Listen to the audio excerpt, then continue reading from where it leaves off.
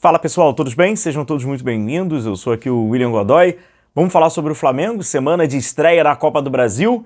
E além disso, tem uma proposta proposta na mesa, que tomara que seja aceite. Afinal de contas, já vai estancando ali, né, cara? Os problemas ali do calendário, vai conseguindo reduzir um pouco ali o número de jogos. Tomara. Vamos até começar por esse tema, pois o Flamengo levou uma proposta que vai ser ali debatida para o próximo Campeonato Carioca, né, de 2026, que acaba enxugando um pouquinho mais os jogos, né? A proposta do Flamengo para o formato da competição seria 2 grupos com 6 equipes, né? Os 12 participantes se dividem em 2 grupos, só que grupo A e grupo B. O grupo A enfrenta os clubes do grupo B e vice-versa, o B enfrenta os do A. Então com isso você já tem 6 jogos. A novidade é que tem ali uma nova fase, que é a quartas de final. E esse jogo de quartas de final é decidido em jogo único. Seria o 7º jogo. Avançando, semifinal. Semifinal com 2 jogos, ida e volta. Então você soma a semifinal com os 7, vamos para 9 jogos. E a decisão em também jogo único. Então a gente soma a decisão, aqueles já 9 jogos, então iríamos para 10 jogos. De 15, vai para 10. Já está menos pior, né? Ainda não vejo como formato ideal, mas já é menos pior. São apenas 10 jogos, né? A gente está fazendo 15 jogos, cara. Então, uma sobrecarga ali de número de jogos. O Flamengo enviou essa proposta. A federação estuda agora essa proposta. Tem que ter ali um acordo com os clubes. Então, quem sabe o Campeonato Carioca tendo uma redução significativa, de 15 para 10. O ideal seria esse formato. Se classificam 2... vai direto para semifinal com um jogo só e vai para final com um jogo só. Brincadeira da parte, ia ser 8 jogos só, né? O mínimo de jogos possíveis, né, cara? Então vamos ver, eu trago qualquer novidade aí para vocês.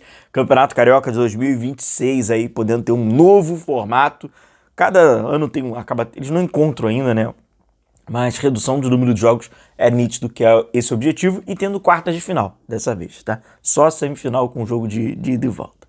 Seguinte, rapaziada, o Flamengo estreia essa semana na Copa do Brasil e eu acho que é aquele momento para dar a devida importância que a Copa do Brasil tem pro Flamengo, né? É uma temporada que nitidamente, né, o Flamengo vai, né, percorrer ali um longo caminho nesse Campeonato Brasileiro, que hoje ele é líder e tudo vai indicando, né, cara, que o Flamengo tem tudo ali para brigar pelo Campeonato Brasileiro, competir bastante. A Libertadores, por ter largado mal, vai ter que correr atrás agora nesse retorno do grupo, mas, né, tudo caminhando também normal, o Flamengo vai conseguir garantir essa classificação e vai ter essas frentes importantes, e aí vai ter agora a Copa do Brasil. Para começar, como a gente sempre tem conversado aqui, a Copa do Brasil ela não pode ser um impeditivo para o Flamengo competir em outras competições, sobretudo no Campeonato Brasileiro. Pois normalmente a Copa do Brasil ela não conflita com as datas de Copa Libertadores, por ela não antecipar ou não suceder o jogo de Copa Libertadores, então ela não recebe um impacto na Copa Libertadores, né? Elas acabam intercalando, né, as semanas praticamente. Mas o Campeonato Brasileiro sim, né? Tem sempre um jogo de Copa do Brasil entre 2 jogos de Campeonato Brasileiro, né? Natural. Então, não pode ser um impeditivo, não pode atrapalhar, né?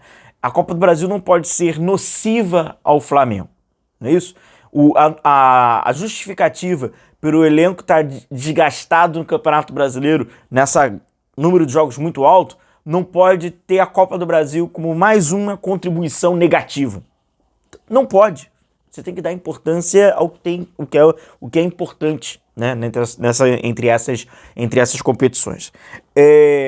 Eu estou pegando aqui para vocês um histórico que o Felipe não pode fazer isso, né? Essa comissão não pode fazer isso.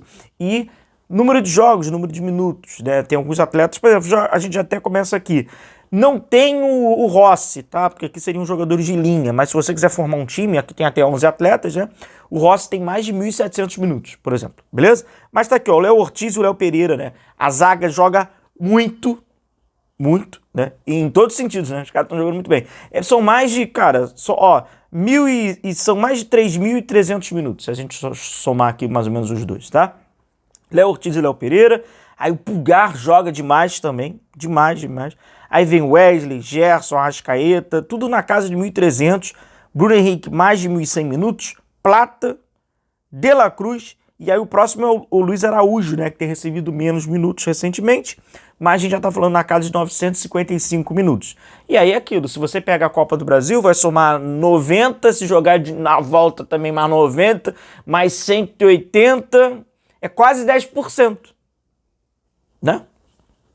Quase 10%. Então, assim, é de fato muitos minutos já de alguns atletas, e agora você pode acabar dosando isso. Eu vou mostrar aqui para vocês algumas escalações recentes do Flamengo, para vocês verem de que forma o Flamengo estava tratando ali a Copa do Brasil, né, digamos assim. Estreia do Flamengo em 22 foi contra o Altos, né? Nessa fase sempre, né? O Flamengo foi a campo com Santos, Rodinei, Davi Luiz, Léo Pereira, Ayrton Lucas, Daniel Cabral, Igor Jesus, Diego, Marinho, Bruno Henrique e Pedro. Foi um Flamengo um pouquinho modificado ali pelo técnico Paulo Souza, alguns jogadores que não vinham jogando tanto assim, e ele acabou optando por esse time. Aquela nojeira, né, que aconteceu contra o Maringá, nem dá pra responsabilizar Mário Jorge, né? Era um período ali que o Mário Jorge estava interino, famoso, vai lá, fica na beira do gramado, responsabilidade única e somente dos jogadores, evidente. E aí o Flamengo foi a campo naquele jogo e consegue perder pro Maringá, Santos, Varela, Fabrício Bruno, Davi Luiz, Ayrton Lucas, Thiago Maia, Gerson, Everton Ribeiro, Everton Cebolinha, Gabigol e Pedro. Olha quantos jogadores, né, cara? Gabigol, Pedro, Everton Ribeiro, Gerson, o próprio Ayrton Lucas, Thiago Maia, um monte de jogador que depois joga a temporada e faz um jogo como esse contra o Maringá, ainda perde, né, pro Maringá. Amazonas, né, que foi o mais recente, né, da temporada passada, cara, também um exagero ali da comissão. Matheus Cunha, Varela, Fabrício Bruno, Léo Pereira, Vinha, Alan, Gerson, De La Cruz, Lohan, Pedro e Bruno Henrique. Ali tem o Alan, né, o Lohan e o Vinha, mas com a exceção desses jogadores, caras que De La Cruz, Pedro, Bruno Henrique, para enfrentar o Amazonas no Maracanã. E não satisfeito, a comissão do Tite, ainda no jogo da volta, Cunha, Varela, Fabrício Bruno, Léo Ortiz, Ayrton Lucas, Alan, De La Cruz, Arrascaeta, Gerson de novo, Everton Cebolinha e Pedro. Então, assim, mesmo vencendo o Amazonas na ida, na volta não foi suficiente para... Então, é aquilo que a gente fala, né? Fica complicado, aí depois são as mesmas pessoas que no decorrer da temporada ou no final da temporada fala sobre o calendário, fala que é fato, né? O calendário atrapalha, mas também tu não ajuda o próprio calendário, você não confia. E é o seguinte, cara, eu tenho convicção nisso, né? O Flamengo vai ver ali nível de desgaste, acho que nem precisava ver. Na boa, nem precisa ver nível de desgaste. Nem precisa. Mas o cara tá bem. Então ele vai ficar melhor ainda pro final de semana contra o Cruzeiro. É jogo pra rodar, time, gente. Isso é jogo de Copa do Brasil. Essa fase não tem... Gente, pelo amor de Deus. É aquilo. Se você planeja todo o elenco, se você tem uma folha salarial extremamente alta, se você tem gastos... E aí você precisa contar com os caras, que não são os titulares, né? Ou não é o 12º, não é o 13º, não é o 14º jogador. Você não conta com eles. Você acha que esses caras podem comprometer a sua competição. Não confiar, para não vencer Botafogo da Paraíba, Altos, Amazonas e Maringá, você tem que rever tudo, cara. Você tem que rever tudo. É mais do que justo agora você chegar e falar, não, peraí. E dar responsabilidade para esses caras. Dá responsabilidade para esses caras.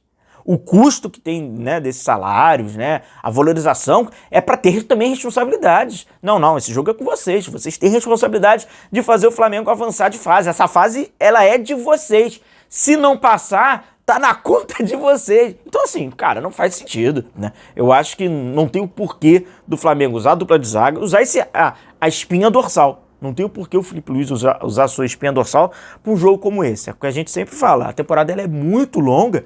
Se você tem artifícios nela, Campeonato Carioca, jogos de Copa do Brasil, para conseguir, né, oxigenar esse elenco, para conseguir, dar uma segurada, você tem que fazer isso. Você tem, porque senão você está jogando contra si próprio. Aí vai se tornar nocivo lá na frente. Esses 90, esses 180 minutos, desses joguinhos de Copa do Brasil, com toda a convicção eles vão te atrapalhar lá na frente, nos grandes jogos. nos jogos que você precisa daquele algo a mais. Aí você nunca tem, porque você fica utilizando de uma forma errada. Então, vamos ver qual vai ser a estratégia do Flamengo. Na minha opinião, é clara qual deveria de ser e qual, na minha opinião, é a correta nesse atual momento da temporada. Vamos ver e também acompanhar isso. Vai que a Ferdi aceita essa proposta, junto ali com os clubes, uma redução, né? De 15 já vai para 10. Já começamos a falar entre 70 e poucos jogos na temporada. Já sai do absurdo de 80 e pouco.